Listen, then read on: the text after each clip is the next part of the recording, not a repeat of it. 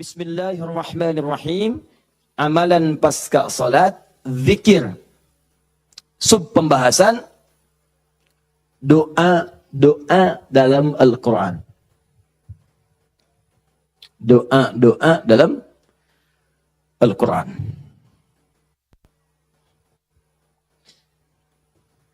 Alhamdulillah. Sudah? Ini hari apa? Sabtu. Oh, boleh puasa di hari Sabtu? Oh, Masya Allah. Baik. Walaupun di Jumat, Sabtu, Ahad dianjurkan berbuka, kecuali ada runtutan dari puasa-puasa yang lain, seperti Syawal atau yang lain. Enggak, saya cuma pengen tanya saja, hari ini saya insya Allah tidak puasa. Jadi kalau mau minum pun nggak ada masalah. Gitu. Baik.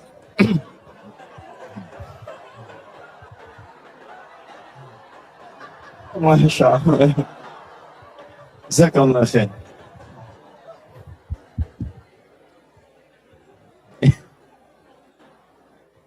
Sudah, kita mulai ya. Baik. Ibu kelihatan di sini? Oh, bagus ya. Ayah bilang kelihatan, belum saya tulis sudah kelihatan. Quran surah keempat ayat 103. Allahu Akbar. Ini dasarnya. Fa'idha qadaytumus shalah. Quran surah 4 An-Nisa ayat 103. Paling kanan, agak sedikit ke tengah. Fa'idha qadaytumus shalah fadhkurullah. Ya, maka jika Anda telah tuntas mengerjakan salat, telah selesai salatnya, fadhkurullah, segeralah berzikir kepada Allah Subhanahu wa taala. Di sunnah amalan pasca salat, ya, mengerjakan semua aktivitas yang mengingatkan kita dengan Allah Subhanahu wa taala. Zikir. Ragamnya sudah kita bahas, ya. Dari mulai istighfar, bacaan kalimat tauhid, Allahumma antas salam, bacaan ayat-ayat Al-Qur'an, sampai dengan doa Nabi yang singkat terakhir kita bahas, sampai kita dalami detailnya, dari mulai ilmu yang bermanfaat, rezeki yang terbaik, dan amalan yang diterima. Kita sudah sampai situ kan? Baik. Sekarang kita lanjutkan, supaya tidak banyak mengulang, kita lanjutkan pada hal yang paling pokok, ketika Nabi bermohon kepada Allah menunjukkan satu contoh, ingat, contoh.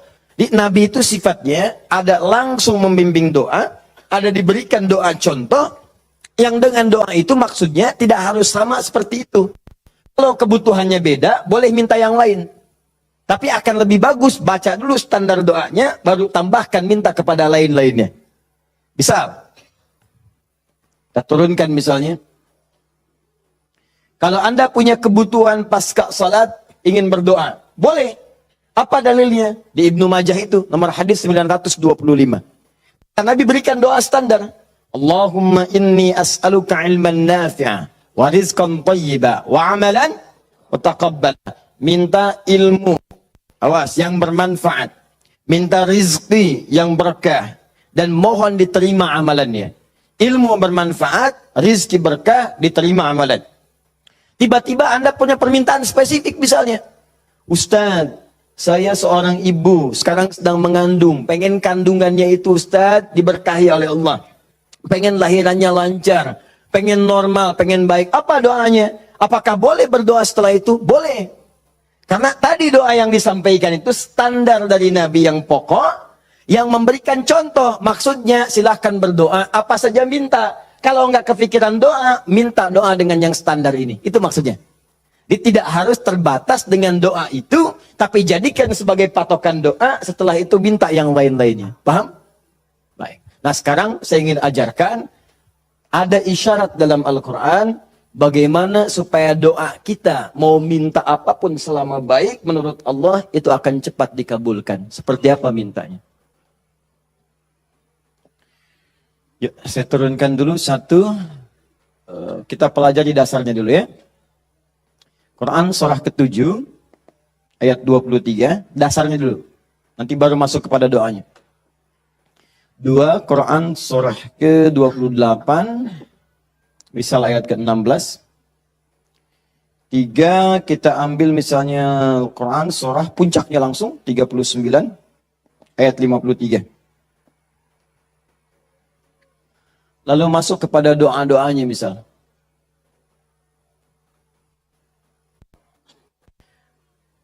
Saya ambil beberapa contoh yang sering ditanyakan, misalnya Quran, surah ketiga, ayat 38 sampai 39.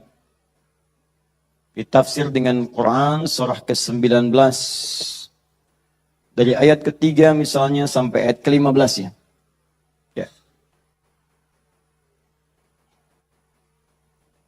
Ada lagi misalnya, kita turunkan doa orang sakit misalnya, Quran, surah ke-26, ayat 80. Bisa jadi penyakit yang lebih parah, kita turunkan Quran, surah 21, ayat 83 sampai 84. Oh, doa paling favorit misalnya, Quran, apa yang paling favorit? Masya Allah, sapu jagat, luar biasa ya. Anda tanya orang Arab, nggak ada yang tahu. Ya, cuma orang Indonesia. Atarif sapu jagat, sapu jagat. Orang Indonesia luar biasa. Ada doa sapu jagat, doa sapu nggak ada jagatnya, doa jagat nggak ada sapunya. Quran surah 2 ayat 201, paling kanan sebelah bawah. Saya contohkan ini dulu ya, yang lainnya banyak. Saya contohkan dulu sedikit supaya agak batas untuk kita bisa berdialog. Begini, kita mulai. Mohon izin, saya itu minta contoh gelas dengan air. Karena memang biasanya ada itu, bukan. Karena ingin mencontohkan tentang bab doa ini. Ya, ingin mencontohkan tentang bab doa. Perhatikan sini, fokus baik-baik. Lihat sini. Saya tidak akan minum sekarang. Lihat sini, fokus. Ini gelas, ada airnya. Warnanya apa? Bening, ya, warnanya bening. Nah, sekarang lihat, ada penutupnya. Halus atau keras? Baik. Enggak, jangan main tebak-tebakan. Kita coba dulu ya. Kalau tidak tahu, katakan Allahu a'lam. Lihat sini. Ini spidol. Fokus. Perhatikan sini. Saya ingin masukkan ke dalam gelas. Masuk tidak? Kenapa? Ada penutupnya. Tuh, cukup agak lumayan. Ada lagi kalau ditutupnya seperti ini. Karena ini nggak ada penutup, kadang-kadang apa yang ada, itu yang digunakan. Tisu misalnya. Lebih halus daripada yang tadi. Perhatikan baik-baik. Ini kalau dimasukkan, bisa masuk. Ya, bisa, sudah. Kemudian, lihat baik-baik. Ada yang lebih keras lagi. Daripada yang pertama. Ini yang pertama, ini yang kedua. Misal, saya ambil yang lebih ekstrim. Seperti ini. Tutup begini. Fokus. Ini mau dimasukkan sampai kapanpun, sampai kiamat kurang 2 hari, susah. Sulit luar biasa. Perhatikan baik-baik, fokus, fokus, fokus. Ada orang ingin bermohon kepada Allah Subhanahu wa Ta'ala. Kalau tidak ada sekatnya, tidak ada penutupnya, baik yang pertama, yang kedua, apalagi yang ketiga, maka semua yang diminta mudah untuk masuk. Minta spidol, masuk. Minta logam, masuk. Minta emas, masuk. Semua masuk. Tapi seringkali terjadi ada orang memohon, rasanya sulit kemudian untuk terkabul. Minta ini susah. Minta ini lambat. Minta ini sulit. Dan ini melanggar kaidah yang umum. Kaidah umumnya mengatakan setiap berdoa akan dikabulkan. Sepanjang itu baik bagi dirinya. Dan itu memang baik, tapi kenapa tidak masuk gitu. Misal kaidah standarnya di Al-Quran surah kedua Al-Baqarah ayat 186. Paling kiri sebelah bawah.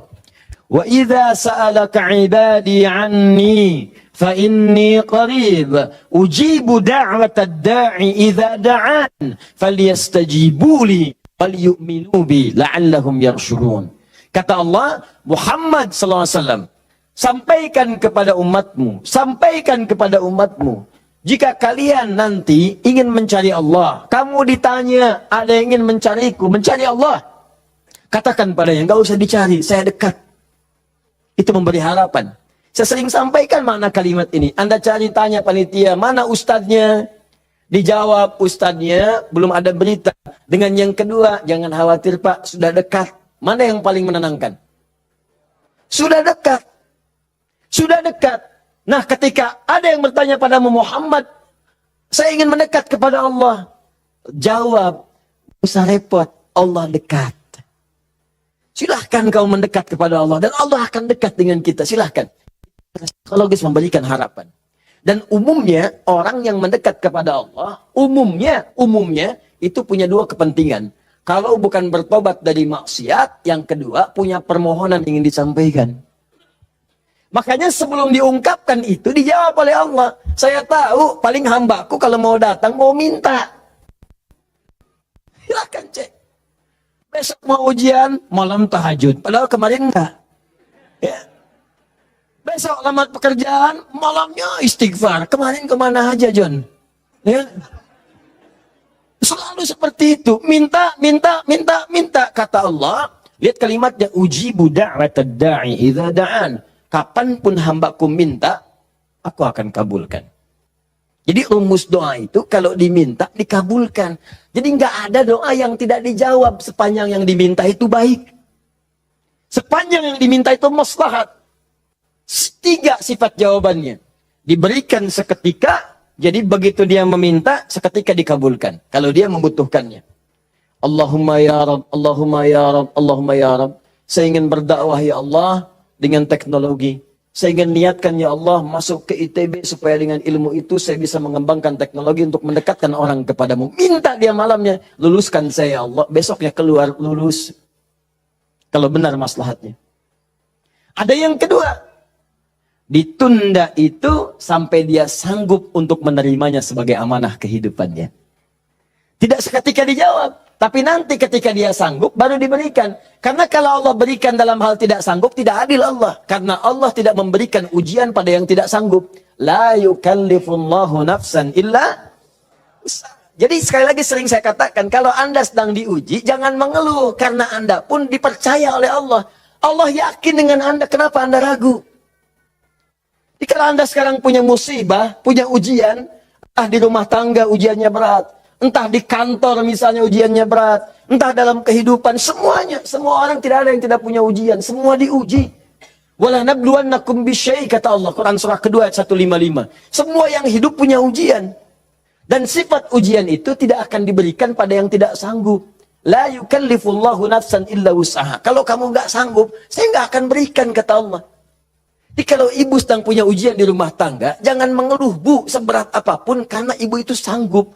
Allah percaya pada ibu, kenapa ibu nggak yakin?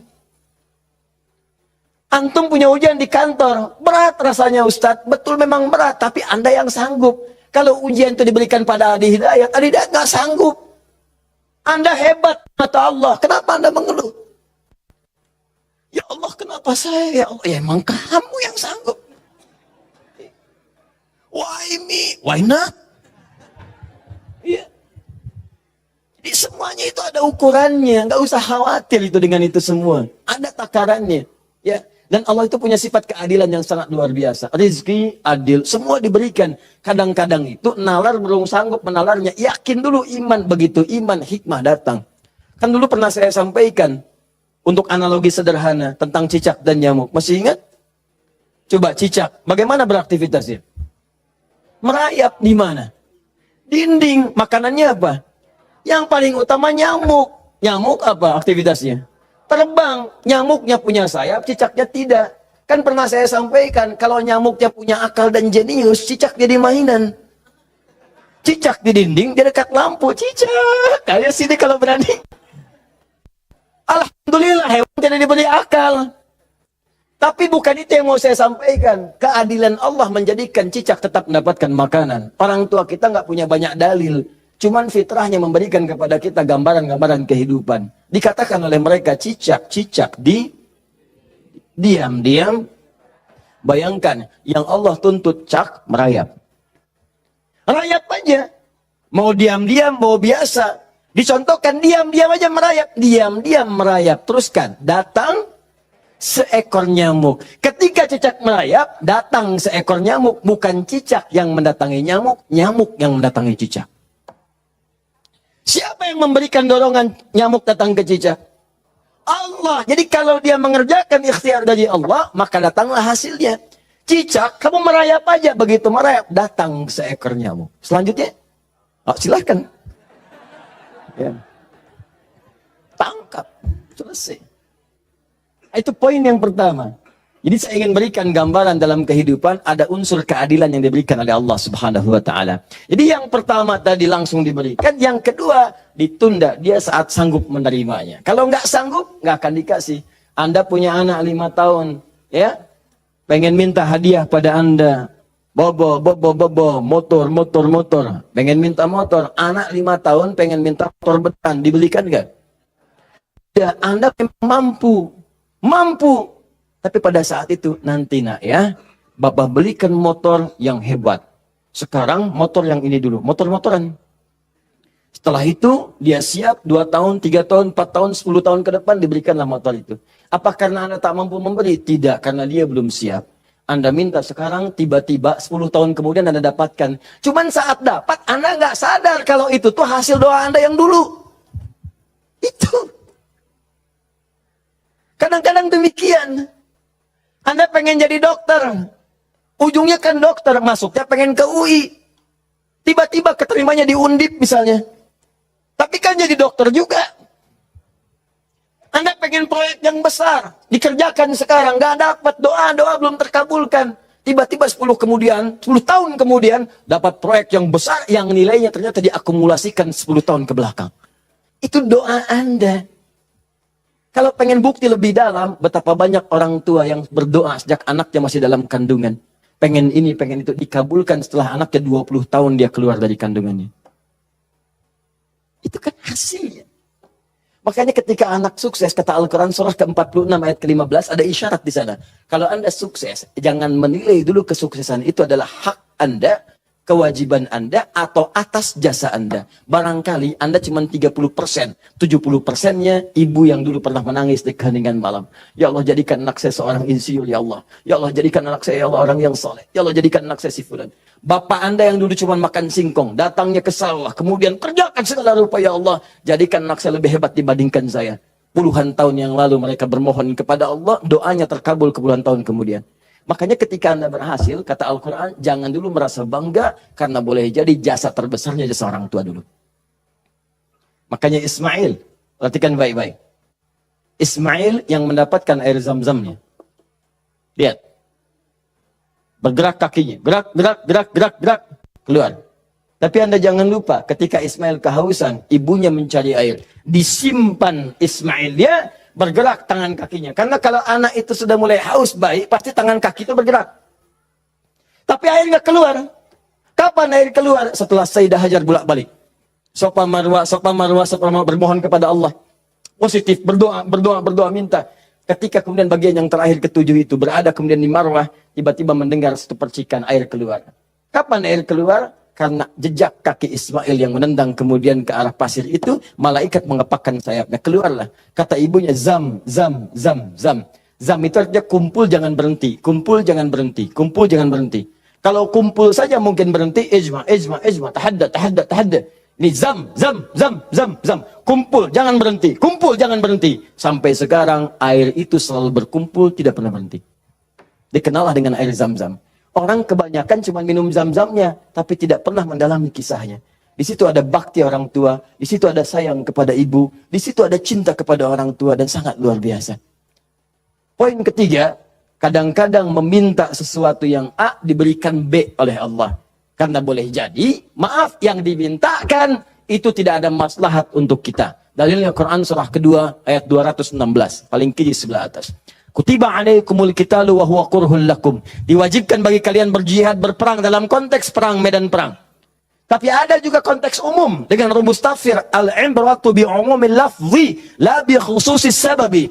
Kalau ada lafaz dalam Al-Qur'an jangan dikhususkan pada sebabnya, sepanjang konteksnya umum. Perang terbesar, perang melawan perasaan kita. Perang melawan hawa nafsu.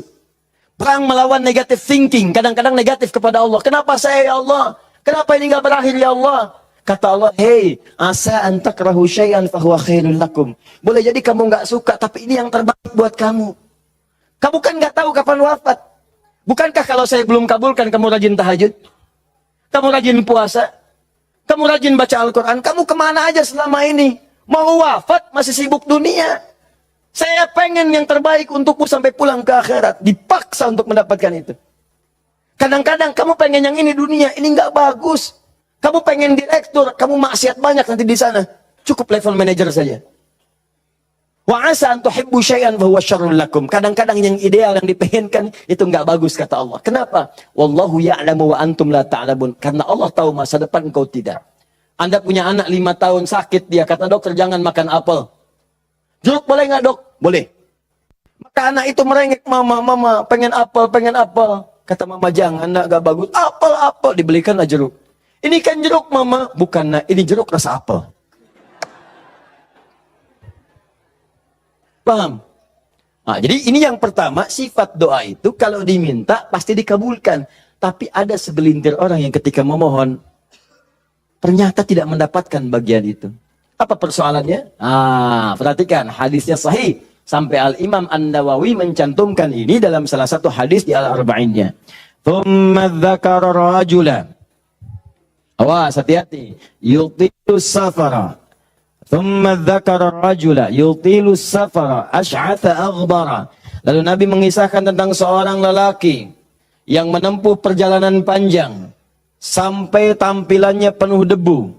Ya, bahasa Inggrisnya kurang lebih the kill of the kumel. Ya. Jadi udah banyak debu lah ya dalam dirinya. Awas ya. Yamuddu yadaihi ila sama, lalu mengangkat tangannya ke langit, ngangkat tangan. Nanti saya ajarkan fikih mengangkat tangan ya.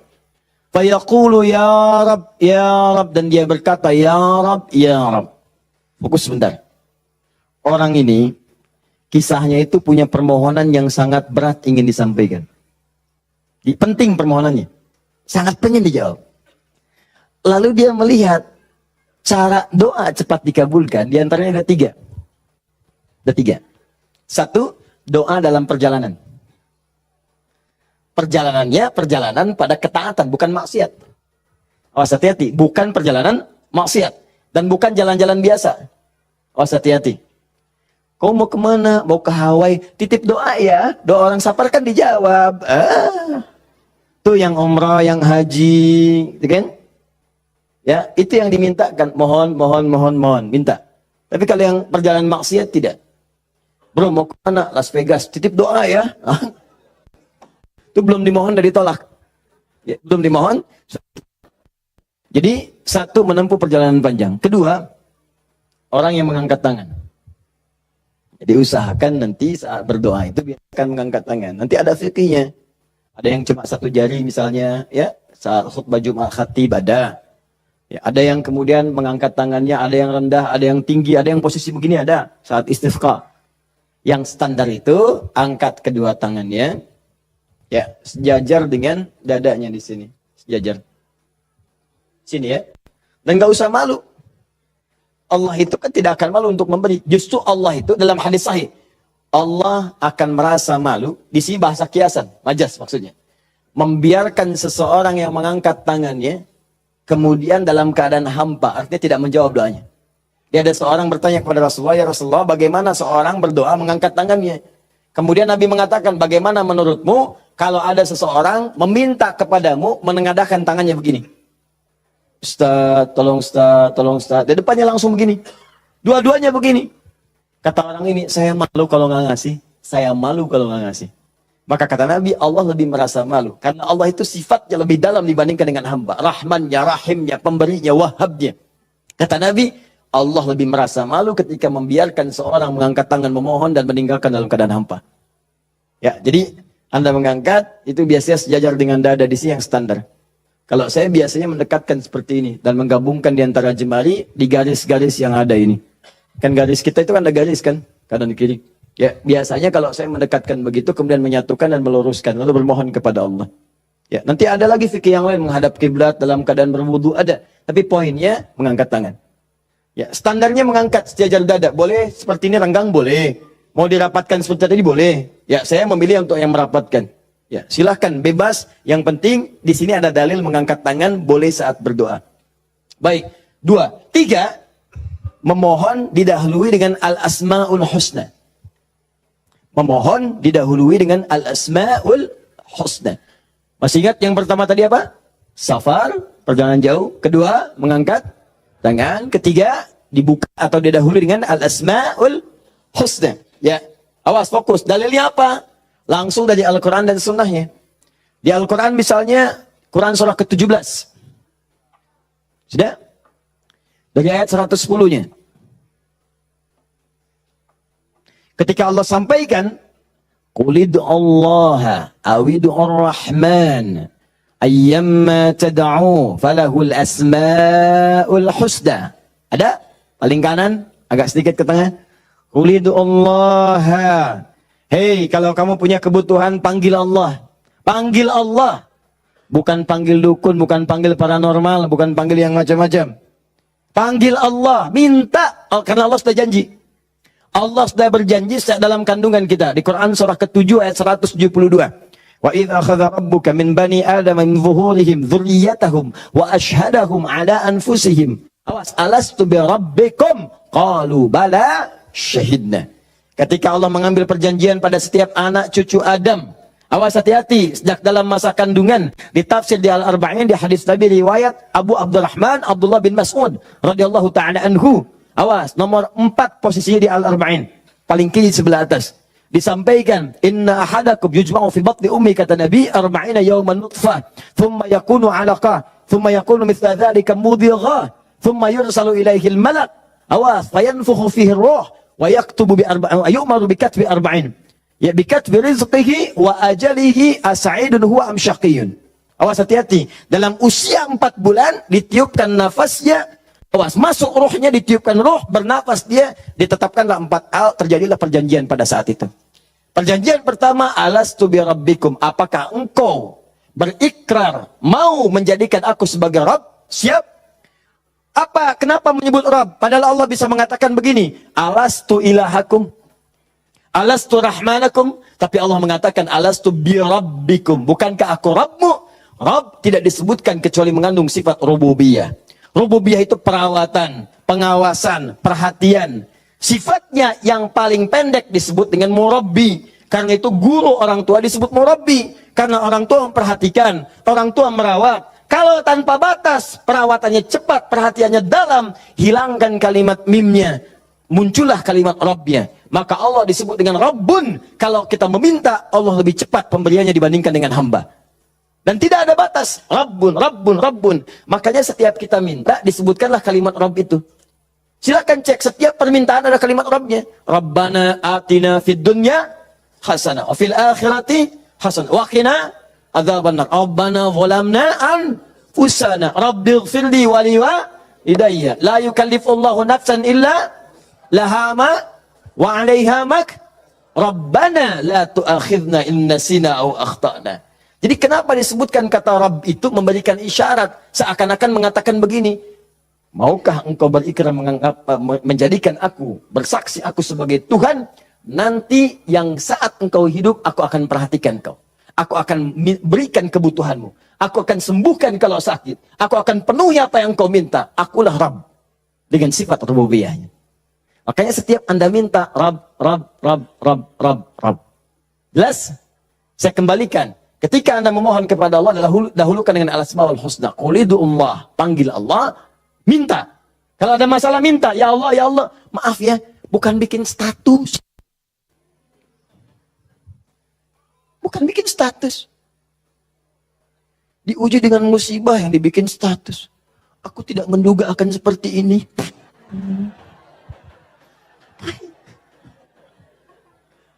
Terus yang tidak lucu, kenapa doanya di media sosial? Doa itu di mihrab, doa di kamar, doa di masjid, bukan doa di Facebook. Ya, doa di Instagram, doa di Facebook. Aminkan ya, like. Apa yang mau dicari? Udah minta yang betul. Minta yang mohon dengan khusyuk. Mohon, Quran surah 7 ayat 205. وَاذْكُرْ رَبَّكَ فِي نَفْسِكَ تَضَرُّعًا وَخِيفَةً وَدُونَ الْجَهْرِ مِنَ الْقَوْلِ. Kalau butuh sesuatu, sebut nama Allah dalam jiwamu. Bukan dalam media sosialmu. Bukan di WhatsAppmu. Bukan di Instagrammu. Online-kan hatimu dengan Allah. Minta dalam jiwamu dengan penuh ketundukan. dengan penuh kepasrahan, dengan penuh harap. Mohon ya Allah, ya Allah, ya Rabb, minta. Sebut namanya bagaimana ya Allah. Atau yang kedua Ar-Rahman. Atau, nah ini rumusnya. Ayyamma tad'u, atau kapanpun kamu ingin panggil, minta sama Allah. Falahul asma'ul husna. Carilah nama-nama terbaik yang Allah miliki sesuai dengan kebutuhanmu. Jadi Allah itu telah memberikan nama bagi dirinya sesuai kebutuhan kita. Panggil dengan nama itu. Misal ya, maaf. Anda terkait rezeki nih. Mau bekerja, pengen rezeki yang berkah. Panggil namanya ya Allah, sambungkan dengan nama Asmaul Husnanya. Ya Allah, ya Razzaq. Teman-teman yang kuliah di kampus, di sekolah, besok mau ujian atau mau masuk sekolah belajar pertama, supaya diberikan ilmu yang dalam. Ya Allah, ya Alim. Allahumma faqihni fid din wa 'allimni ta'wil. Ya Allah, ya Alim. Rabbi zidni ilma warzuqni fahma. Ya Allah, ya Alim. Punya ujian berat. Ya Allah, ya Sabr. Diganggu di pekerjaan, di aktivitas. Ya Allah, ya Malik, ya Jabbar. Minta. Dan jangan semua harus disebutkan. Nanti yang tidak dibutuhkan jadi muncul. Ya Allah, ya Rahman, ya Rahim, ya Malik, ya Kudus. Memang boleh, nggak apa-apa. Kalau untuk ibadah, bacakan itu boleh. Tapi kalau untuk bermohon, saya sarankan cari yang sesuai kebutuhan. Kalau mau ibadah dengan menyebut nama saja, boleh. Silakan. Tujuannya apa? Zikrullah bidzikri asma'il husna. Zikir kepada Allah dengan menyebut Asmaul Husna boleh. Ya Allah, ya Rahman, ya Rahim, ya Malik, ya Kudus, sampai akhir. Saya dulu ujian pertama kali masuk jurusan akidah. Begitu masuk pertama kali, soal ujian di akidah itu cuma 3. Tapi setiap akan menjawab 3 itu, selalu harus dituliskan Al-Asma'ul Husna dari awal sampai akhir, dengan hadisnya plus tafsirnya. Baru boleh jawab soal. Betul. Itu ujian saya dulu begitu. 3 soal Anda bayangkan. Setiap soal Al-Asma'ul Husna dulu. Tulis. Dengan dalilnya, hadisnya. Hadis itu dibagi 2. Hadis pokoknya, hadis klasifikasinya. Setelah itu tafsirnya, baru boleh jawab soal. Pertanyaannya mungkin gampang. Misalnya, berapakah rukun iman itu? Cuman sebelum dijawab, tulis dulu tadi itu. Ini spidol. Ini jari telunjuk saya. Habis ujian itu mirip nih, begini. Betul. Cuman saya nggak foto aja dulu itu. Ya. Saya pikir kenapa Ustadz saya begini ya. Akhir-akhir baru sadar saya.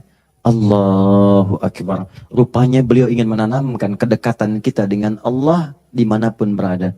Sebab kalau kita mengingat, menuliskan terus, maka dia akan sampai apa yang kita tuliskan merasap ke dalam tangan kita. Minimal jadi saksi di hari kiamat. Ya. Di penanya, di hati kitanya, dibawanya. Sehingga ingin merasakan taqarrub ilallah dalam setiap keadaan kita. Cari itu. Dapatkan, mintakan. Mohon.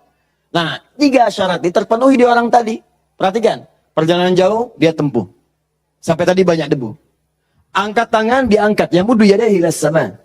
3, dia minta dengan Al-Asma'ul Husna. 3-tiganya lengkap. Seharusnya doa dia dikabulkan 3 kali lebih cepat dari orang biasa.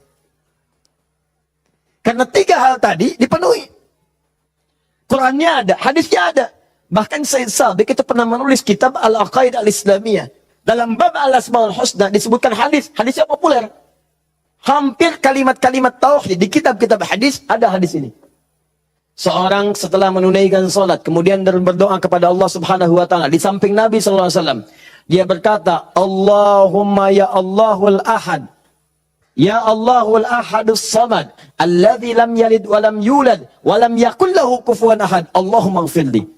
Dia sebelum mintanya Allahumma ighfirli, tapi sebelum minta didahului dengan Al-Asmaul Husna. Kata Nabi, "Atadri madza tad'u? Atadri madza da'ut?" Tahukah engkau bagaimana engkau baru saja berdoa? Allah wa Rasulullah alam, saya enggak tahu ya Rasulullah maksudnya apa. Kata Nabi, "Da'utallaha bi asma'il a'zam. Idza du'iya bihi azaba wa idza su'ila biha a'ta." Engkau baru saja bermohon kepada Allah dengan menyebutkan nama-namanya yang paling dahsyat. Yang kalau engkau berdoa dengan mengawali nama-nama itu, maka semua doa akan dikabulkan, semua permintaan akan diberikan. Hadis selesai. Orang ini melakukan ketiganya. Tapi apa jawab Nabi?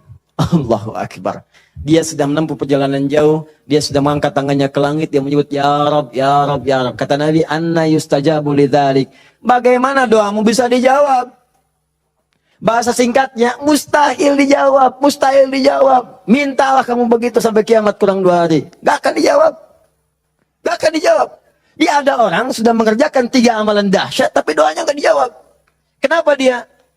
Allahu Akbar. Famat'amu haramun. Karena yang biasa dia makan haram. Mashrabu haramun, minumannya haram. Malbasu haramun, pakaiannya haram. Wa ghudhiya biharamin, dan sumber kehidupannya haram. Maka jadilah yang haram itu seperti sekat seperti ini. Nutuplah cawan doanya. Semakin banyak kumpul, jadilah sekatnya makin kuat begini. Jadi bukan Allah nggak ngabulkan, mau dikabulkan susah, mental terus tuh, mental. Karena masih tertutup dengan yang haram. Maka dari itu, kalau Anda banyak berdoa, padahal doa itu maslahat untuk Anda. Secara umum seharusnya dikabulkan secara umum. Tapi tiba-tiba kok aneh gitu. Enggak lagi. Coba lihat, mungkin ada sekat dalam diri Anda. Mungkin ada maksiat, ada yang haram pernah dikerjakan. Buka dulu, buka cawannya. Keluarkan yang haramnya. Buka. Bagaimana membuka itu? Inilah yang tadi kita contohkan dengan ayat-ayat tadi. Tidak ada manusia yang sempurna. Yang sempurna makhluk diciptakan. Makhluk yang sempurna itu cuma malaikat. Tidak ada manusia yang sempurna. Sepanjang kita manusia pasti pernah berbuat salah. Tapi mungkin kesalahan itu menjadi penutup dari keinginan yang ingin kita mohonkan kepada Allah. Kenal Nabi Adam?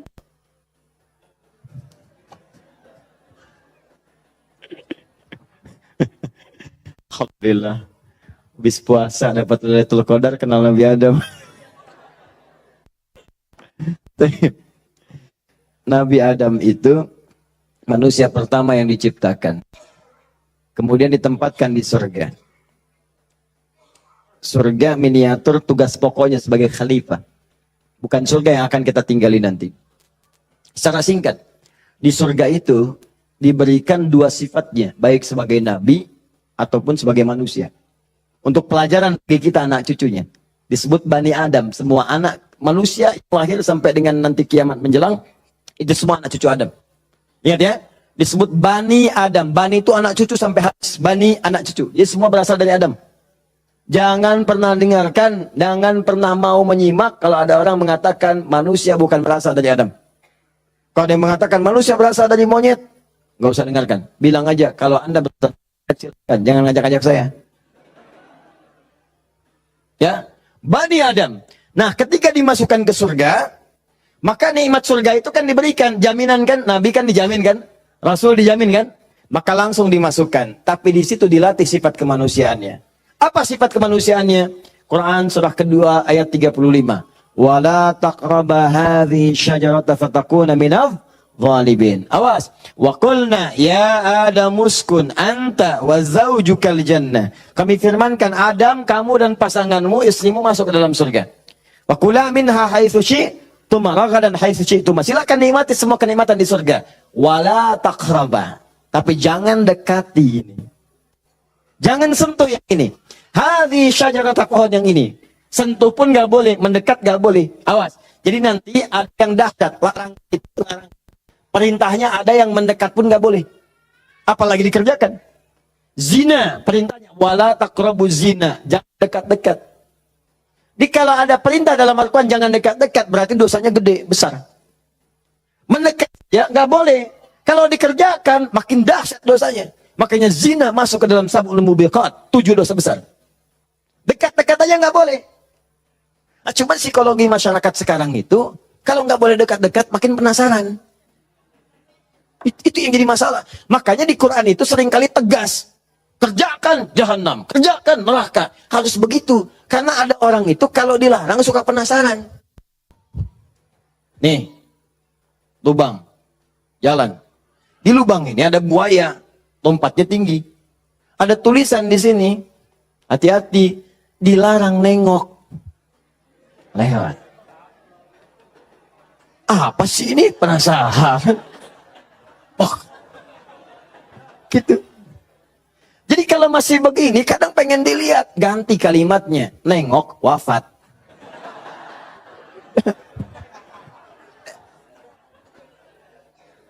Selesai. Udah. Itu sederhana gitu. Ya, makanya banyak kalimat di Quran tuh begitu. Hati-hati. Ya, orang yang merencanakan pembunuhan berencana. Quran surah 4 misalnya kan. An-Nisa. Ya, misal. Dia ayat ke 92-nya. Wa may yaqtul mu'minan muta'ammidan fajaza'uhu jahannam. Orang yang sengaja merencanakan pembunuhan. Satu orang beriman saja. Maka dia sudah pesan kapling neraka jahannam. Khalidan fiha, kekal di dalamnya. Wa ghadiballahu alaihi. Allah murka kepadanya. Wa la'anahu dila'nah. Wa 'adalahu 'adzaban 'azima. Dan dijanjikan siksa yang dahsyat. Siapa yang pengen pesan kapling di neraka jahannam? Maka muncul yang seperti itu. Datang. Saya kembalikan ke sini. Maka caranya adalah buka dulu ini nih. Buka dulu sekatnya. Tidak ada yang sempurna. Makanya Nabi Adam ketika kemudian ditempatkan di surga. Surga ujian ya. Bukan surga yang akan kita tempati. Dari mana dalilnya Ustaz? Karena di surga nanti kita itu sudah nggak ada ibadah lagi. Nggak ada ibadah. Nggak ada yang salat lagi. Nggak ada yang puasa lagi. Cukup di dunia aja. Di akhirat tinggal mendapatkan hasilnya. Kita panen nanti. Ya. Ya jangan terlampau soleh. Cita-cita di surga supaya bisa sholat tahajud. Oh, bapak tuh terlampau soleh. Udah tahajud di dunia aja. Nyampe sana tinggal nikmati. Tinggal dinikmati. Kebiasaan dunia masuk semua. Ya Allah. Makan, nikmat, pengen anggur. Gak usah jauh-jauh. Tinggal ngambil. Masya Allah. Ustaz merokok boleh nggak? Oh, silakan. Ambil apinya di neraka.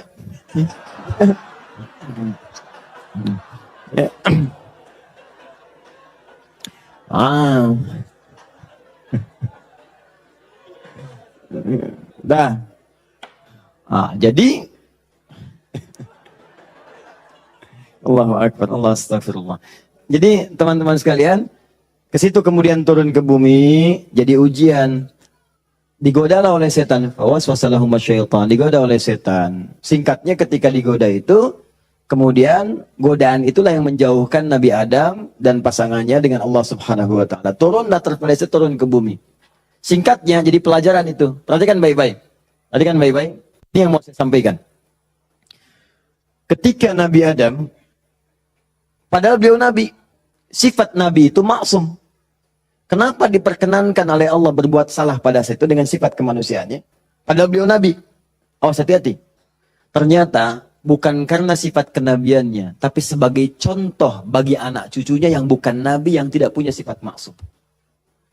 Jadi kalau nggak diberikan contoh begitu, tidak ada jalan bagi kita bagaimana cara mengembalikannya.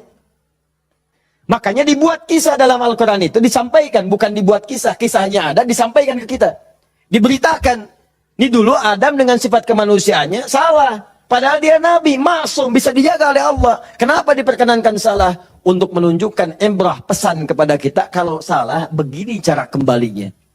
Maka ketika berbuat keliru itulah diturunkan kalimat pertamanya untuk mengangkat sekat ini. Jadi kalau nggak pernah diangkat, ini hubungan dengan Allah itu tersekat. Diangkat sekat ini, apa yang diturunkan pertama kali? Kalimat untuk mengembalikan kepada yang jernih. Asal jernih begini, ditutup begini, dikembalikan lagi.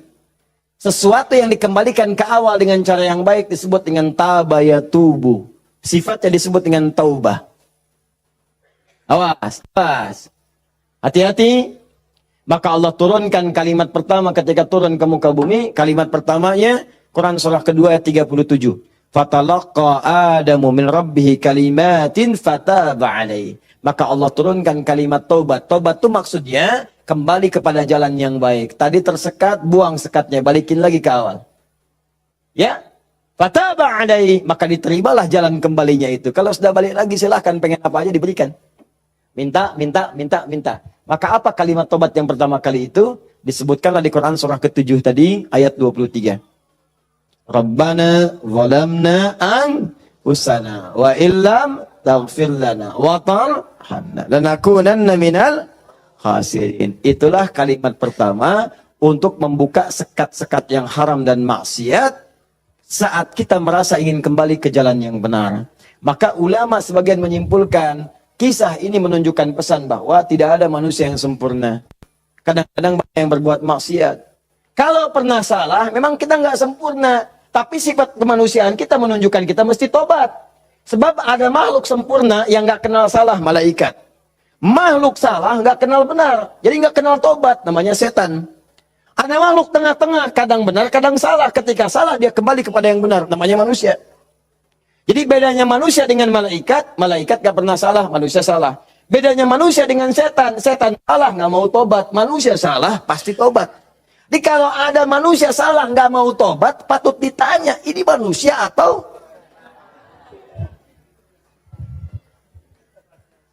sifatnya.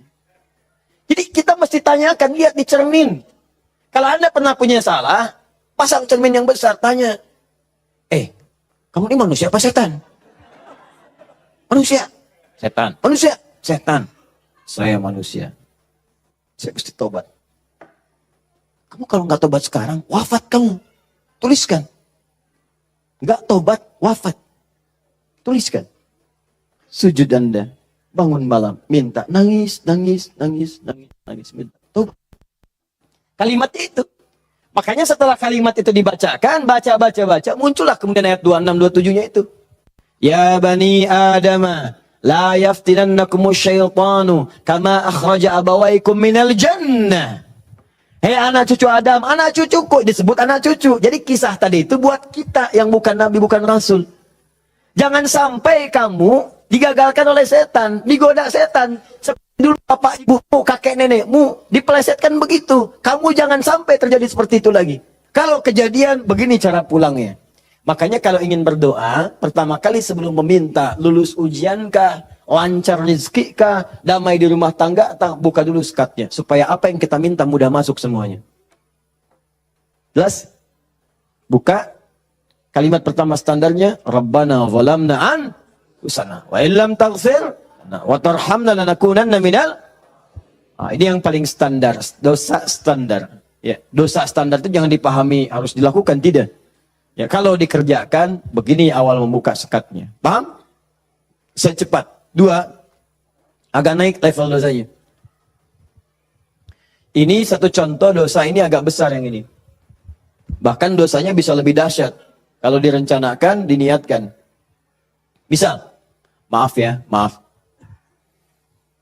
Saya pun mengagendakan nanti di tahun ini mudah-mudahan bisa Allah berikan kesempatannya. Saya pengen juga bisa safari ke pesantren-pesantren, ya, lembaga permasyarakatan, ya, Sukamiskin misalnya, kemana lagi, bisa lihat. Saya pengen sampaikan kepada mereka bahwa Anda nggak ada yang sempurna. Tidak ada yang sempurna. Semua orang pernah berbuat salah, cuman kita bisa berubah. Dan banyak di masa lalu orang yang banyak salah. Ada pemabuk, pezina, pembunuh, dan mereka memilih tobat, dan ternyata dijamin surga oleh Allah Subhanahu Wa Taala lewat lisan Nabi. Kenapa kita nggak bisa? Ini dosa yang pernah dilakukan dalam kasus pembunuhan.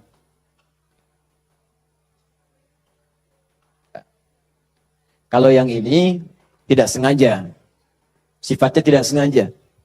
Ini contoh, diperkenankan oleh Allah sebagai contoh. Kalau orang berbuat seperti itu, bagaimana cara baliknya? Kenal Nabi Musa? Kenal. Luar biasa, Nabi Adam kenal, Nabi Musa kenal. Jangan-jangan Fir'aun juga kenal. Ya Allah. Satu kalau Fir'aun suka ingat suka bumi itu hubud dunia. Suka bumi hubud dunia. Suka hubun bumi dunia. Saya tanya di panggung, ada yang kenal Fir'aun? Kenal. Masya Allah. Di sini masih agak mendingan lah Nabi Adam, Nabi Musa. Sana Fir'aun. Nabi Musa paham semua kisahnya. Secara singkat kemudian sedang beliau berpetualang. Secara singkat ya. Jalan menemukan 2 orang berselisih. Berselisih sampai mau berantem. Dipisah sama Nabi Musa. Dipisah. Udah dipisah sama beliau. Pisah. Jangan begini, ini gak bagus. Dipisahin singkatnya. Saat dipisahin itu, ini belum ada pengangkatan sebagai Nabi. Ya. Saat dipisahkan itu, tiba kemudian, ternyata salah satu yang berselisih itu adalah dari kelompoknya. Kampungnya lah. Golongannya. Sama-sama tanah kusir misalnya gitu kan. Malah ngadu, Musa kamu gimana? Kamu kan teman saya, sekampung kita nih, ini merendahkan kita nih. Ayo keroyak bareng-bareng. Ini provokasi kata Musa, diluruskan oleh Musa. Diluruskan. Begitu diluruskan, masih ngotot, diberi pelajaran, tampar oleh Musa. Nabi Musa itu kekuatannya, teman-teman sekalian, setiap Nabi itu punya kekuatan 10 kali laki-laki biasa. Dan Nabi Musa terkenal sebagai Nabi juga yang paling kuat. Tampar, wafat. Musa. Alhamdulillah Nabi kita Nabi Muhammad. Ya, Nabi Musa juga baik. Semua Nabi baik. Semua Nabi baik. Ingat, jangan dipotong kalimat saya. Nabi kita semuanya baik. Semua baik. Semua baik. Semua baik. Semuanya baik. Semuanya baik. Baik. Tampar, wafat. Begitu ditampar. Padahal Musa melakukan sesuatu yang benar. Dan gak ada niat. Memberi pelajarannya niat. Niatnya memberi pelajaran. Bagus, bang, benar. Tapi begitu kemudian dia wafat, ada perasaan bersalah. Apa doanya kemudian pada saat itu diabadikan dalam Al-Quran? Rabbi inni zalamtu nafsi faghfirli. Yang indah fataba alaih. Rabbi inni zalamtu nafsi. Ya Allah, aku salah. Zalim saya. Padahal nggak diniatin loh Pak Bu. Nggak diniatin. Cuman kejadian gitu kan. Dan itu belum ada pengangkatan sebagai nabi, belum. Nanti diangkatnya setelah bertemu nanti kisah yang lainnya. Di secara singkatnya, terjadilah peristiwa itu, lalu turunlah kemudian diabadikan doanya dalam Al-Quran. Rabbi inni zalamtu nafsi. Jadi kalau ada di antara kita, misal, pernah berbuat siapapun, tingkat kesalahannya sampai ke sini, tidak sengaja, atau pernah berbuat yang serupa, cepat taubat. Karena kalimatnya sudah turun. Nanti kalau sampai hari kiamat gak taubat, lebih berat lagi. Coba mau berkata apa di hadapan Allah Subhanahu wa Ta'ala? Hei, aku kan dah turunkan kalimat di bumi supaya kamu tobat. Kamu kan pernah bunuh orang kan?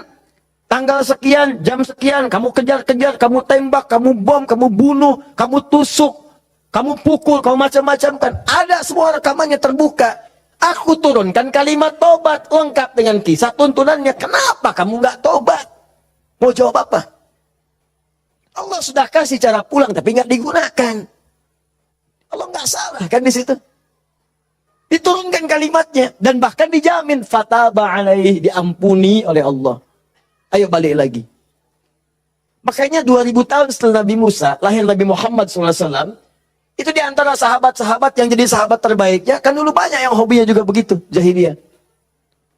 Ada yang hobinya berkelahi. Kenal Umar bin Khattab? Umar bin Khattab radhiyallahu ta'ala anhu luar biasa, tegas, kekar, wah, senang duel sebelum masuk Islam. Siapa yang berani dengan saya? Ayo naik ke bukit itu, Jabal Qubais ditunjuk, bukit paling favorit. Naik ke sana, yang sekarang ada istana raja di situ. Ya di samping Zam-Zam itu. Naik. Sebelum berduel dengan saya, pamit dulu pada ibu yang telah melahirkannya, karena dia akan pulang tanpa nama. Umar, Allahu Akbar. Apa yang terjadi? Masuk Islam, halus. Tersentuh, masuk Islam. Lalu kasarnya berubah menjadi tegas, dipakai melindungi Nabi SAW, dipakai menegakkan syariat dengan baik. Kehalusannya muncul, sampai datang tengok orang jadi khalifah, perhatikan orang, luar biasa. Tegasnya muncul. Ya, waktu Abdullah bin Ubay bin Salul itu, seorang munafik, kalau sholat di belakang Nabi, saf paling depan. Tapi begitu bubar, provokator paling pertama Abdullah bin Ubay bin Salul. Begitu keluar, Muhammad nih SAW. Mecah belah kita aja. Datang ke sini pengen jadi pemimpin. Dia punya masjid, jadi kita bikin masjid yang lain. Bikin dilar. Selalu dipecah. Orang dah siap-siap perang Uhud, di pertengahan jalan, diprovokasi. Balik aja balik. Pasukan musuh lebih kuat. Ayo balik-balik. Sepertiga berputar desersi. Anda bayangkan. Tapi apakah Nabi langsung menghukumi? Tidak. Nabi kenapa nggak dihukumi? Umar, bergetan saya. Kata Nabi, kan belum jelas kelihatan nampaknya. Nanti jadi fitnah. Pecah nanti semuanya. Karena dia masih dianggap pemimpin di kalangan yang lainnya. Biarlah nampak nanti Allah berikan hujahnya untuk dia. Satu kali. Tapi kalau di depan baik-baik. Di belakang menusuk dari belakang. Satu kali sakit. Begitu saat sakit itu. Anaknya. Anak Abdullah bin Ubay bin Salul. Anaknya namanya Abdullah. Baik, soleh. Nah ini juga jangan simpulkan kalau keluarga misalnya bapaknya nggak bagus. Pasti anaknya nggak bagus. Belum tentu. Belum tentu. Kenal Abu Jahal? Anaknya Ikrimah. Bapaknya musuh Nabi luar biasa. Anaknya pembela Nabi yang paling hebat. Penunggang kuda yang dahsyat. Saf paling depan kalau jihad.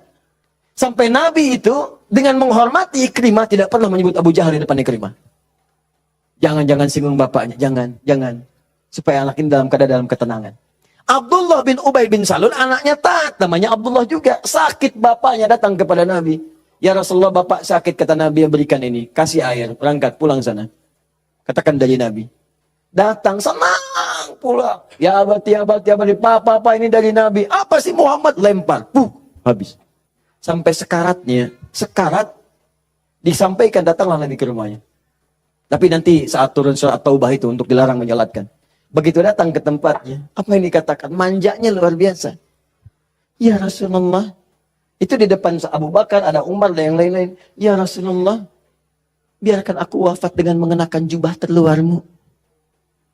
Apa kata Umar? Ya Rasulullah, izinkan aku memenggal kepalanya.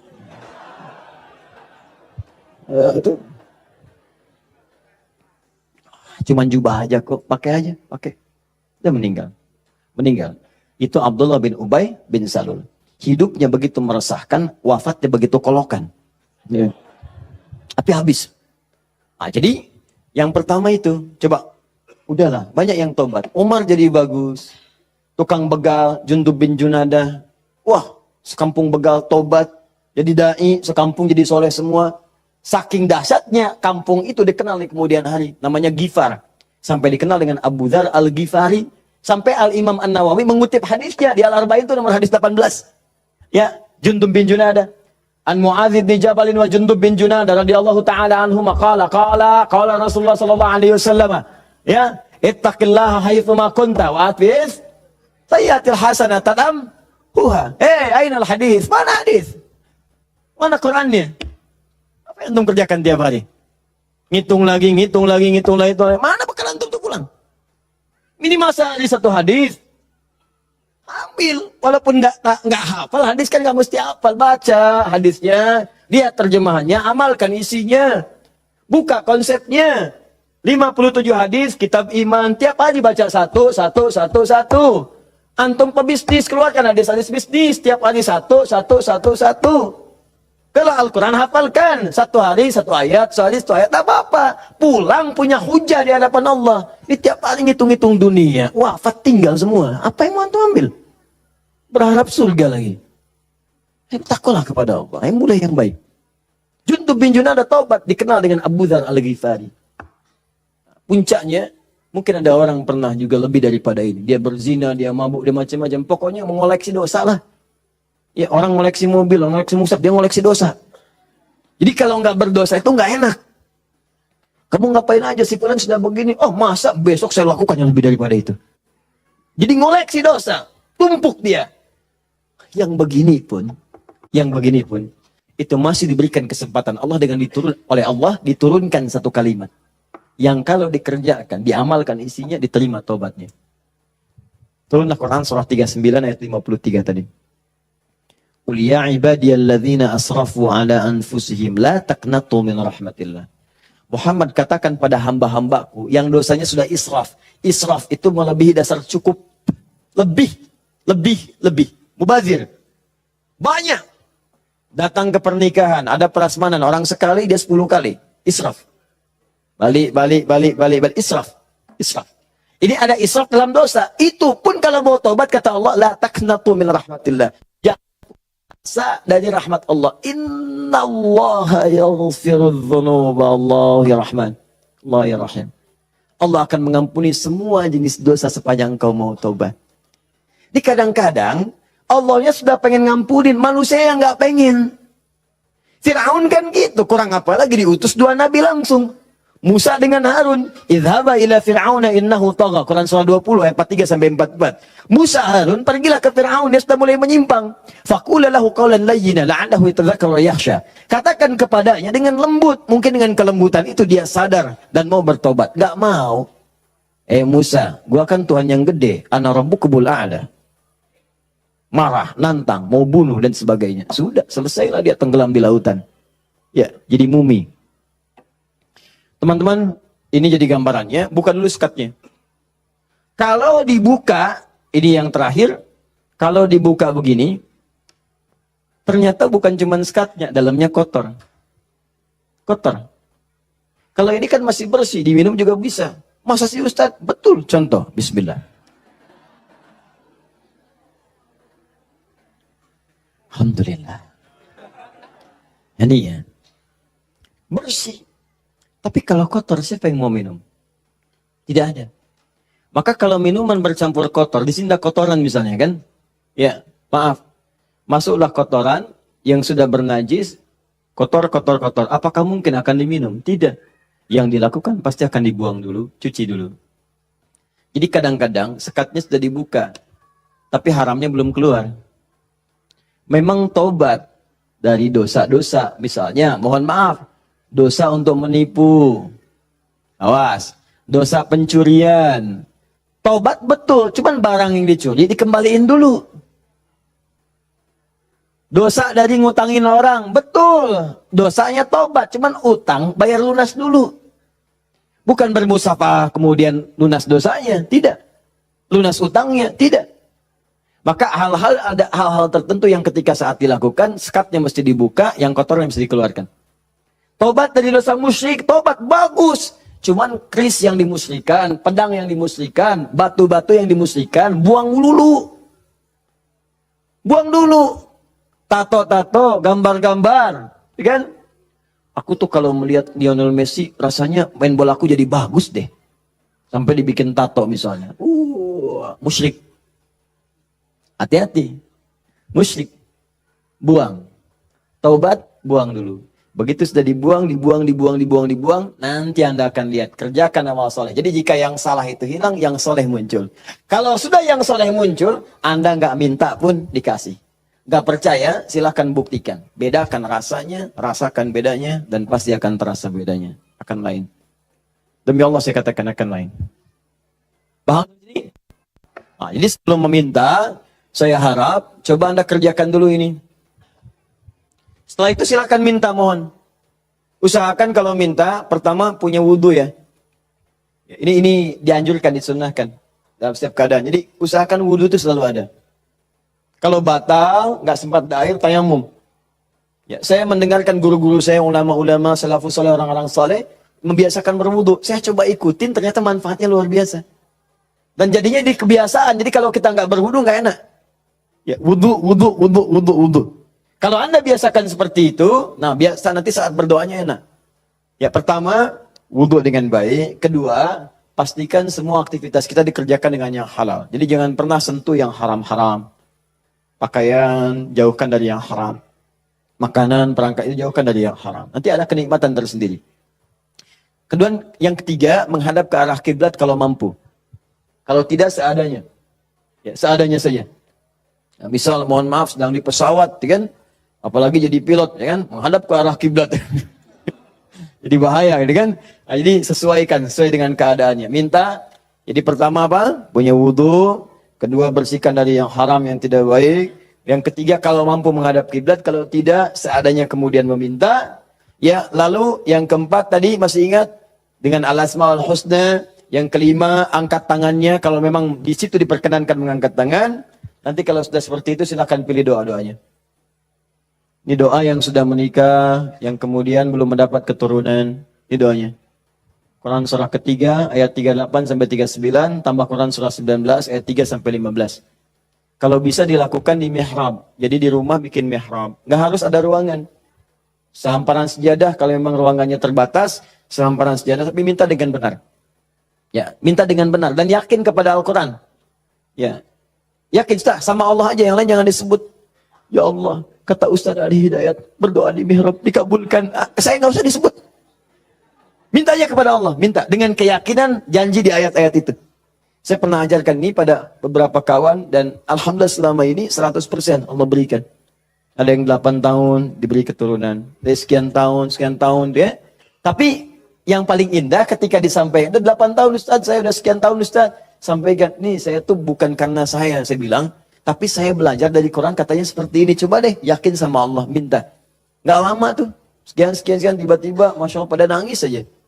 Dipotoin mihrabnya, fotoin sejadahnya, fotoin macam-macamnya. Cobalah, wallahu a'lam, mungkin Anda termasuk bagian itu. Kalau memang bagian dari ujian yang Allah titipkan. Ini doa kalau sakit, pegang yang sakitnya. Kalau yang ringan-ringan, capek, pegel, macam-macam, kan? Dan seterusnya Quran surah 26 ayat 80. Doanya Nabi Ibrahim, wa idza maridtu fahuwa yashfin. Kalau aku sakit, pasti Allah sembuhkan. Pasti Allah sembuhkan. Pasti Allah sembuhkan. Ya, saya berani menyampaikan ini karena nasihat guru-guru dari para ulama-ulama, orang-orang saleh sebelumnya, dan saya coba amalkan ternyata luar biasa. Ya, apa Anda nggak kira ceramah dalam sehari 4, 5 kali, 6 kali, kadang ceramah suaranya luar biasa, harus kadang-kadang teriak-teriak yang nggak jelas juga, kadang-kadang serak. Saya pernah 1 kali, ini yang paling dahsyat tuh di Kalimantan, suara habis hilang.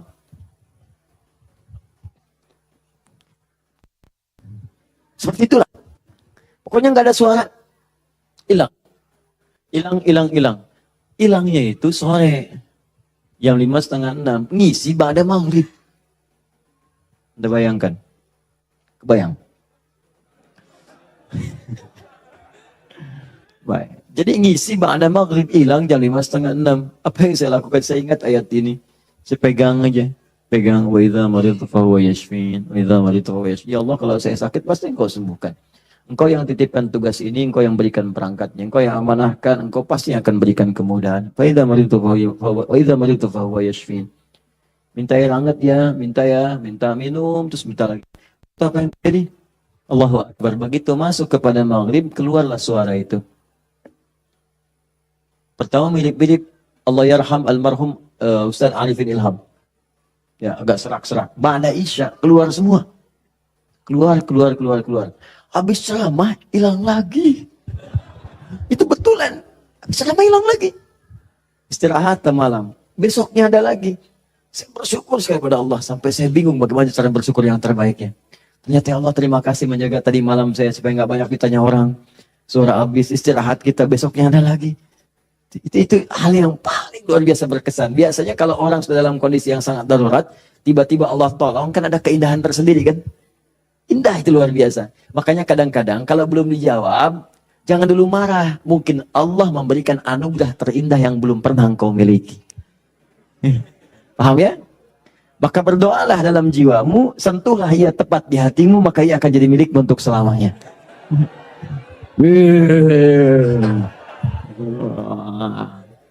Catat. Nah, kalau penyakitnya parah, kata dokter nggak bisa, yang ini Quran surah 21 ayat 83 sampai 84. Ini sering saya sampaikan. Kalau umum, semua umum pengen baik-baik umum, ya inilah. Yang tadi kata antum sapu jagat ya.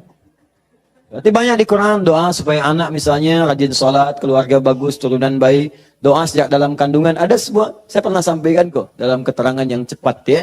Disilahkan, ada banyak indeks sekarang, ada banyak buku-buku, tinggal dikeluarkan. Kalau saya boleh pesan, sebetulnya kalau mau komplit, beli aja buku hadis. Ya, nggak mahal kok. Antum tuh lebih senang pulsa dibandingkan ilmu. Heran saya orang sekarang.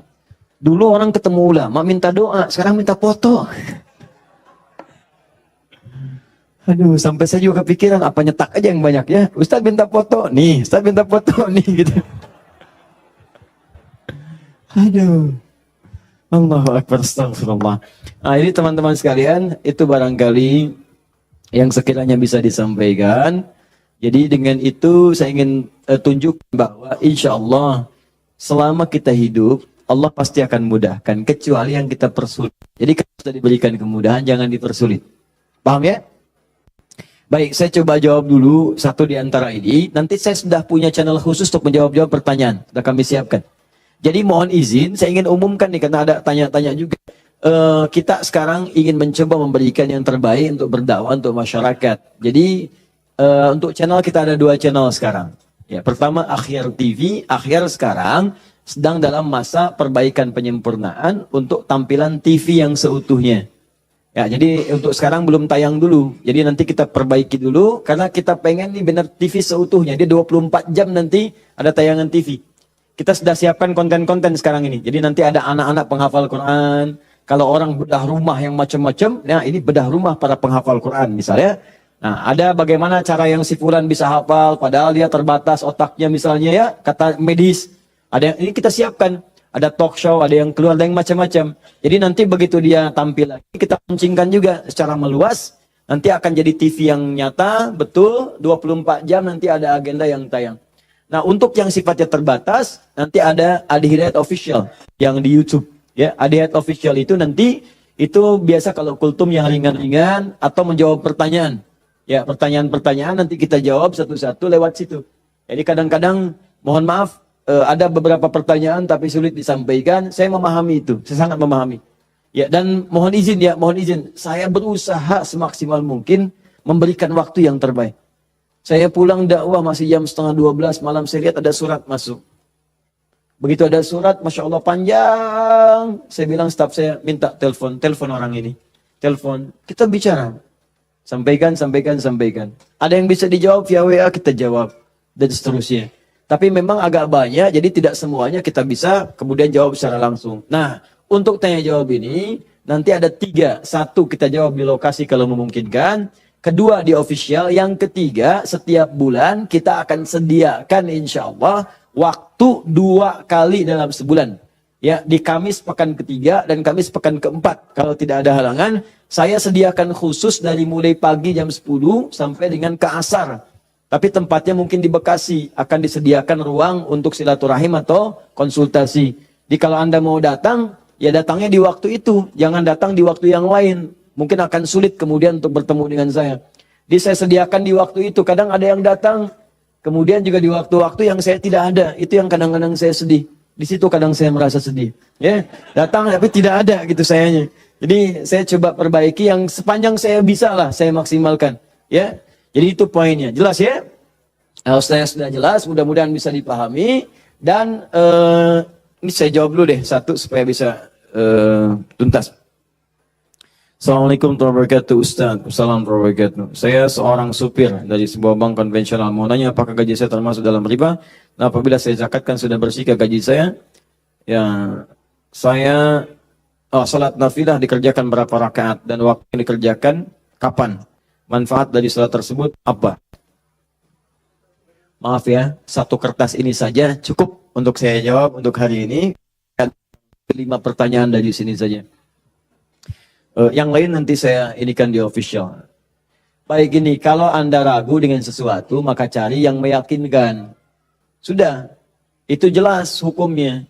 Awas hatin innal halala bayyinun, innal harama bayyinun, bainahuma umurun mushtabihatun.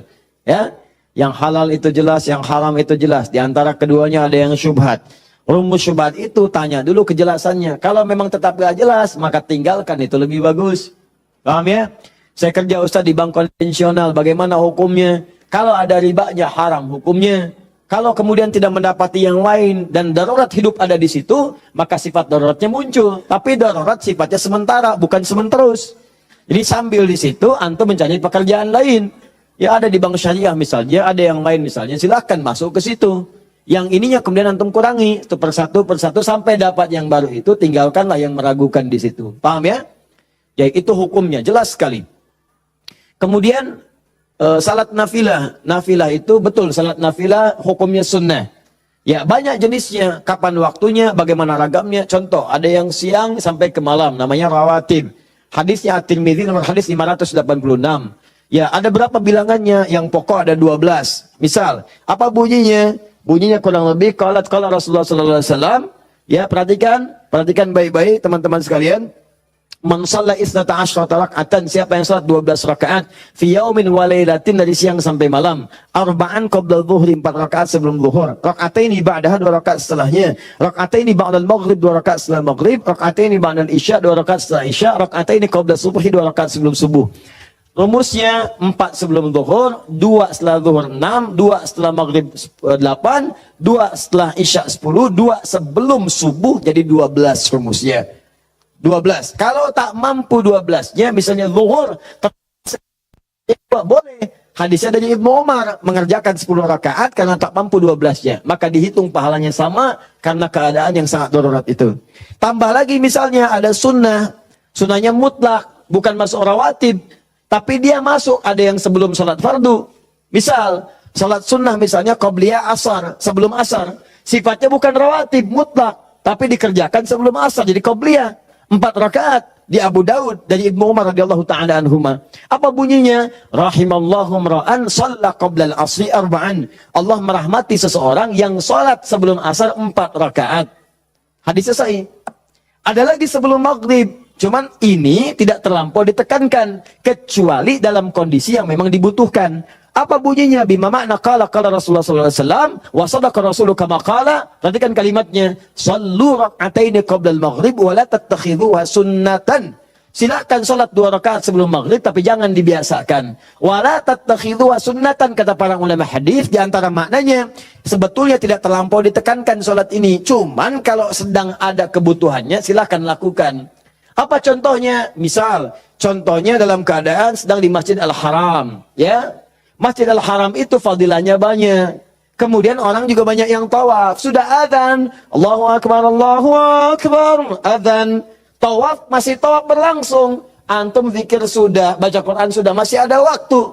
Belum qomat. Daripada antum ngerjakan yang tidak betul, yang tidak ada manfaatnya, lebih baik sholat 2 rakaat. Itu yang dimaksudkan. Daripada mengerjakan yang tidak tepat. Pas lagi depan Ka'bah, bisa kesempatan sholat. Selfie. Ceklik. Sedang di depan Ka'bah, menunggu waktu maghrib. Habis pahala. Itu maksudnya. Tapi kalau di tempat-tempat tertentu yang tidak ada hajatnya seperti itu, lebih baik langsung ke iqamat. Karena maghrib ke isya itu padat waktunya. Khawatir bacaannya pun kemudian mepet-mepet, ada orang kemudian sedang singgah, kan waktu-waktu padat tuh, ada yang sedang singgah, ada yang transit, ada yang macam-macam. Makanya jangan terlalu panjang bacaannya. Jangan terlalu panjang. Kalau sudah masuk ke isya, silahkan. Subuh silahkan, tambah panjang boleh. Mu'adz bin Jabal ngimamin kemudian isya, bacanya Al-Baqarah. Ini kisah nyata. Di belakang makmum, Allahu Akbar, datang sholat pertama, semangat penuh semua. Begitu nengok, kosong. Kosong, mulai capek, lemah orang. Diadukanlah.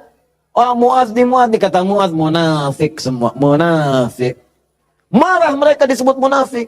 Kan Mu'adz benar, orang yang malas-malas sholat isya, munafik. Tapi orang-orang juga benar, kami bukan munafik nih. Ente yang kepanjangan. Diadukan pada Nabi. Ditanya, Nabi klarifikasi, panggil dua-duanya. Masya Allah, hadis yang paling indah. Ditanya, kenapa begini Mu'adz? Tanya dulu masyarakatnya, kenapa kalian begini? Kami nggak enak setelah munafik sama Mu'adz. Kenapa Mu'adz? Ya memang benar Rasulullah, apakah bukankah engkau katakan orang malas salat isya itu munafik? Kami nggak terima, karena Mu'adz salatnya kepanjangan. Al-Baqarah, kami capek, kami lelah. Masya Allah. Apa kata Mu'adz? Mu'adz, kenapa kamu begitu? Kata Mu'adz, ya Rasulullah, saya kan ngikutin Anda. Rasul kan saya sholat di belakang Rasul. Bacanya Al-Baqarah, saya ikutin. Mu'adz, kamu benar. Cuman kan saya imam, makmumnya kamu. Tapi kan kalau kamu, imamnya kamu, makmumnya mereka. Itu kalimat dikutip kemudian oleh sahabat Ali bin Abi Thalib. Ketika menjadi khalifah di oleh masyarakat di demo. Ali begini, kenapa kalian? Ali gimana sih? Zaman Abu Bakar nggak ada seperti ini. Zaman Umar nggak ada seperti ini. Zaman Utsman nggak ada seperti ini. Zaman kamu kenapa begini? Kata Ali, zaman Abu Bakar, Umar, Utsman, rakyatnya saya. Zaman saya, pemimpinnya saya, rakyatnya kamu. Paham ya? Jadi teman-teman sekalian, kita kembalikan lagi kepada yang tadi. Jadi silahkan untuk salat sunnahnya tadi, ya qabliyah silahkan. Seperlunya sesuai dengan tempatnya. Tambah lagi misalnya dengan sholat duha, ada syuruk. Syuruk ada, ya waktunya kalau sekarang mungkin 1 jam lah amannya, ya setelah sholat subuh. Kalau diprediksi, sekarang sudah ada digital. Duha, syuruk itu awal duha, pertengahan duha, akhir duha. Duha dibagi 3. Ya pertengahan duha sekitar masuk pada jam 8, jam 9. Akhir duha sekitar jam 10, setengah 11. Ya rakaatnya berapa? Dari 2, 4 sampai 8. Boleh. Lebih dari itu silahkan. Kalau awal duha syuruk 2 rakaat saja, jangan terlampau soleh. Ya itu pun sudah melahirkan luar biasa pahalanya, semisal haji dan umrah. Pertengahan duha 4, boleh silahkan. Ya akhir duha boleh sampai 8. Di situ nanti ada fadilah-fadilahnya. Nanti kalau sampai ke situ kan kita akan masuk ke bahasan itu. Ya ragam sholat sunnah, kita nanti akan jawab. Dan yang paling tinggi di malam hari sholat tahajud. Sholat tahajud, silahkan kerjakan. Dan kami ada bahasan tersendiri tentang itu. Terakhir izin menyampaikan pengumuman. Insya Allah kami telah melakukan seleksi untuk yang beasiswa yang ke luar negeri. Bersiap-siap karena syekhnya yang dari Sudan terutama itu akan datang dalam waktu dekat dan sekaligus menjemput anak didik yang telah lulus untuk berangkat kuliah di Sudan. Insya Allah 25 orang. Ya, anak didik kami yang di Turki, kami berikan liburan. Insya Allah pulang mereka bertemu keluarganya tahun ini. Ya, pulang nanti silahkan bisa bercengkrama dengan anak-anaknya selama 2 bulan. Setelah itu pulang lagi untuk belajar. Kemudian yang di Madinah juga sudah ada, di Kairo ada. Alhamdulillah berita baiknya yang di Kairo. Kemarin kami bertemu dengan 2 orang syekh di majlis kami. Dan tadi di Palembang tadi malam dari Munhaqdini atas keagamaannya dari Mesir juga minta biografi. Dan berita baiknya insya Allah juga akan diberikan kuota beasiswa ke Al-Azhar. Ya. Nah secara singkat nanti insya Allah berita baiknya bulan depan kami akan membuka kembali program PKU. Ya, program kadar ulama, pendidikan kadar ulama. Saya bimbing selama setahun langsung saya yang bimbing. Saya tempatkan di tempat saya tinggal, kami biayai, kami akomodasi tanggung semua. Nanti tahun depannya kami sekolahkan sesuai dengan bakat dan jurusannya. Insya Allah bagi nanti yang ingin ikut berminat akan dibuka tesnya. Silahkan nanti ada rentang usianya di situ, ya. Rentang usia yang kira-kira bisa melanjutkan studi. Saya berharap ini sumbangsi terbaik juga bagi bangsa supaya nanti ada ulama di kemudian hari. Daerah-daerahnya ya bisa lebih baik lagi. Dan itu yang bisa kita lakukan karena banyak kontribusi ulama kita membangun negeri ini. Kita cintai negeri ini, kita kembangkan, kita baguskan, kita sayangi semuanya. Saya pengen ke depan ada orang-orang baik yang memimpin. Ya, Adi Hidayat itu selesai nanti, meninggal selesai. Mudah-mudahan saya wafatnya syahid. Mudah-mudahan. Mudah-mudahan ya. Dan kita bisa di majlis ilmu. Mungkin sedang mengajar, meninggal. Saya pengen begitu ya. Masya Allah. Mudah-mudahan insya Allah. Nanti ada yang menggantikan. Ya, kita sekarang coba bangun pesantren, bangun majlis-majlis ilmu, nanti dari situ mereka yang akan menggantikan. Mungkin anak bapak ibu juga. Ya, saya cuma bisa melakukan itu. Yang terakhir, bulan depan kita akan mulai karantina yang saya janjikan dulu, program 30 hari, 30 juz menghafal Quran. Insya Allah untuk akhwat rumahnya sudah kami siapkan. Sudah ada tempatnya, ditinggal di situ. Untuk ikhwan pun tempatnya sudah ada. Nanti akan ada pembukaan, silahkan didaftarkan di situ, nanti ikut 30 hari. Coba 30 hari ini nggak bisa pulang. Harus di situ. Ya, handphone disimpan. Ya, handphone disimpan. Tidak boleh komunikasi dengan handphone, kecuali mungkin hari Jumat diberikan kalau ada komunikasi yang penting. Jadi nanti sudah kita akan siapkan, launchingkan. Saya bermohon pada Allah, bebas siapa yang pengen ikut boleh silakan. Dan ini lintas batas, mau dokter, mau polisi, mau tentara, mau macam-macam. Saya pengen ada polisi hafal Quran, dokter hafal Quran, tentara hafal Quran, insinyur hafal Quran, ya. Dan semua kalau sudah dekat dengan Qurannya, insya Allah negeri ini datang keberkahan dari Allah Subhanahu Wa Taala. Saya kira itu mudah-mudahan bermanfaat. Saya mohon izin dan saya mohon dipermudah aksesnya karena saya harus melanjutkan ta'lim dan waktunya sangat Subhanahu Wa Taala. Semoga kita dikabulkan dan diterima oleh Allah Subhanahu Wa Taala. Allahumma taqabbal minna innaka antas sami'ul alim wa tub 'alaina innaka antat tawwabur rahim. Allahumma 'allimna ma yanfa'una ya Allah wa wafiqna bima an na'mala ma ta'allamna. Ya Allah, anugerahkan ilmu yang bermanfaat kepada kami. Terima ya Allah pelajaran kami. Berikan kami bimbingan untuk mengamalkan apa yang telah kami pelajari. Rabbana la tad'alana fi maqamina hadha wa fi kulli maqamin dhanban illa ghafartah. Ya Allah, kami mohon jika ada seorang pendosa hadir di majlis ini, jangan biarkan dia meninggalkan majlis ini kecuali Engkau telah ampuni seluruh dosa-dosanya. Wala hamman illa farajtah. Jika ada yang tengah gelisah berada di majlis ini, jangan biarkan ia meninggalkan ya Allah majlis ini kecuali Engkau telah tenangkan keadaan jiwanya. Allahumma wala maridan illa syafaitah. Jika ada yang tengah diuji dengan penyakit seberat apapun, maka dengan keikhlasan amalannya angkat dan sembuhkan segala penyakitnya. Allahumma rabbana atina fid dunya hasanah fil akhirati hasanah wa qina adzaban nar bifadlika subhana rabbika rabbil izzati amma yasifun wa salamun alal mursalin subhanakallahumma bihamdika asyhadu an la ilaha illa anta astaghfiruka wa atubu ilaik wa akhiru da'wana alhamdulillahi rabbil alamin thumma assalamu alaikum warahmatullahi wabarakatuh.